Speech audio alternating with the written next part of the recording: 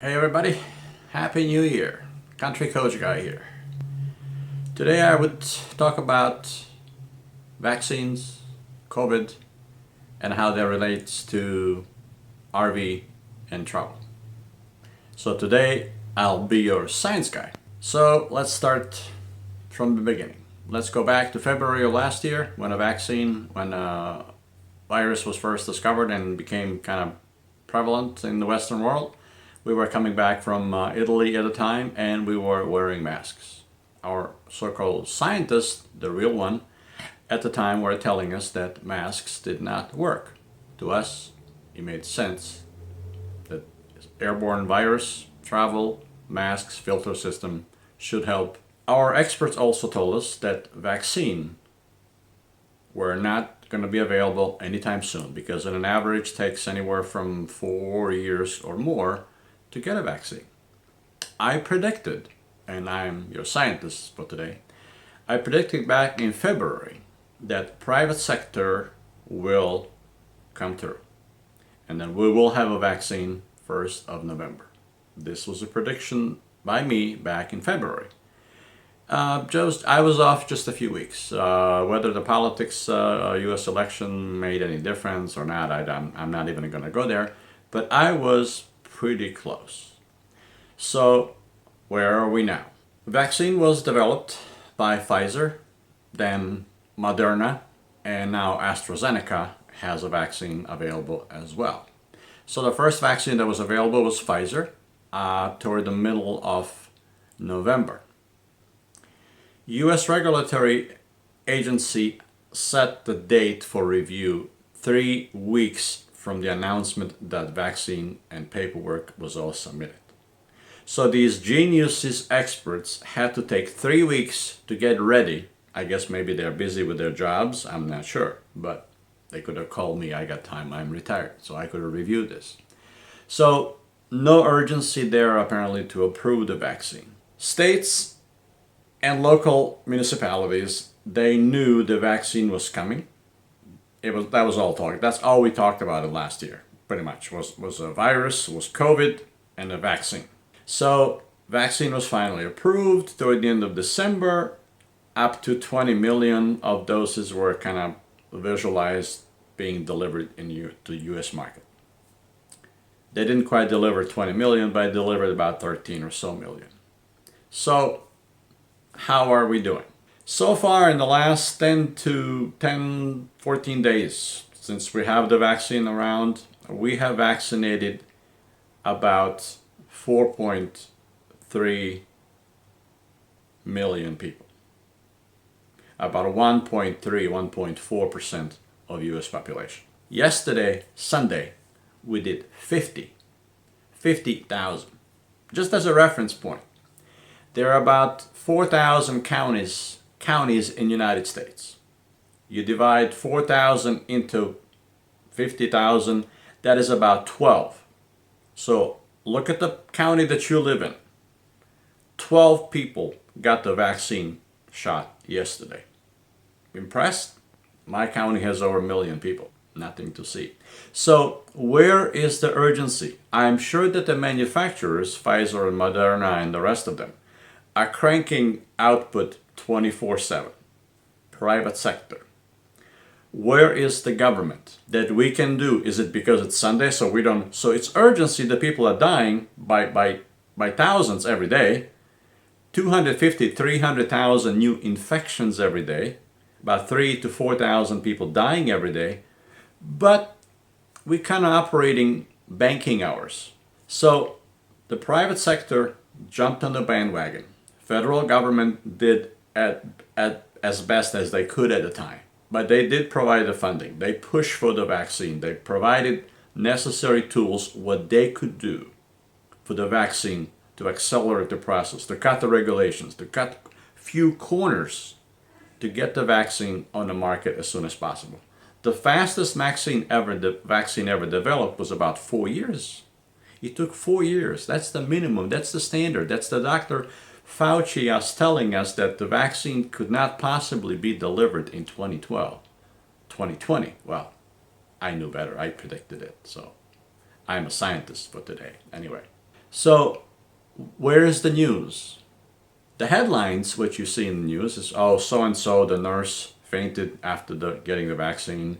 Some other guy had a severe allergic reaction. That's another. But that's not the story.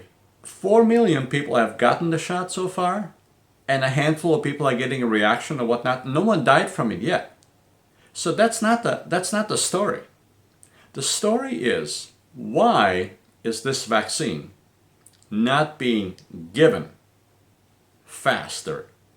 Why are the states or the local government not prepared to distribute? Where is the organization? We have plenty of people that work in veterinary clinics, the technicians that give us shots all the time. Where is the military?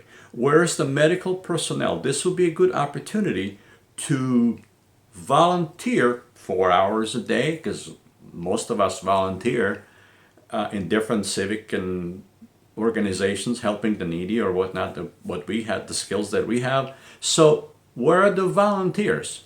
Is this really crucial? If the vaccine is killing people like this, why aren't we operating 24 hours a day? Why aren't we giving shots? How is it you can buy potato chips, shoelaces at 3 in the morning, but you can't get a vaccine? Why not? If it's that emergency, if it's that high of a priority, you would think that we would have technicians waiting for the vaccine trucks to arrive and offload and people getting shots, instead of other way around.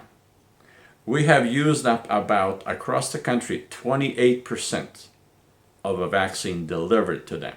So what are we doing? We're just putting them in the freezer and waiting for Monday to arrive so we can vaccinate few people? Where's the accountability? Where are the news people? Where's the media? Questioning, not giving me a little headline, one person had a reaction of some sort. The question is to be asked, your local leaders, your mayors and your governors, why aren't you prepared? On a federal level, our expert, Dr. Fauci, told us masks don't work, don't wear a mask. He was wrong, or he was lying. Probably he was lying. He told us that the vaccine wasn't going to be ready in 2020. It was. He probably didn't know. So I give him that he didn't know. I'm not going to tell her that he lied. So when you work for the government, apparently, you can be wrong and you can lie. And you are still highly esteemed. You still keep your title, you still get your promotion, and you have all your benefits. That's not accountability to me. The best states so far, the best record, West Virginia, vaccinated over 3% of their population, which is really small. And there are only 2 states right now, Tennessee and Ohio, that they have used over 50% of the vaccine allocated to them. My state, we're about 28%. That's a federal average. That's pretty embarrassing. We're not showing urgency and people are dying. Another thing I've been saying from a few months ago, knowing that the vaccines need 2 shots and whatnot, I read enough data to tell me there's going to be shortage of vaccines. But secondly, that instead of getting 2 shots and keeping the second shot in reserve for 3 to 4 weeks, as the Pfizer and Moderna vaccines require. I think the AstraZeneca requires 12 weeks for the second shot. I was advocating that we start giving the first shot to as many people as possible. Not go 2 doses, because even at the 1 dose, the efficacy or protection is already over 80 to 90%. Again, what is the objective? And if we really want to save lives, how about we vaccinate the old people first? 85 and over, get in line, you're the first one. 80 and over, you are next. 75, you are next. We go from the top. Why? Because, as I'm a science guy, over 80% of people dying from this are over 70 years old. So if we want to save lives, that's how we do it. But if we're going to go the route of essential workers, you'll find out that there are 100 million essential workers in America. So, do we wait for a vaccine? Or are we just going to give up? At the rate that we're going right now, vaccine may not be important. I think this only works if we are vaccinating most people by July timeframe, because at the rate we're going right now with the infection and new cases every day, by July half the country is going to be positive anyway.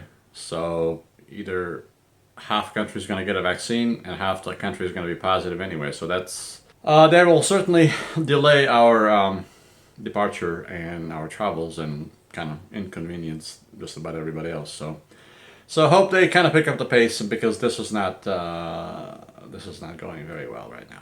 So thanks for watching.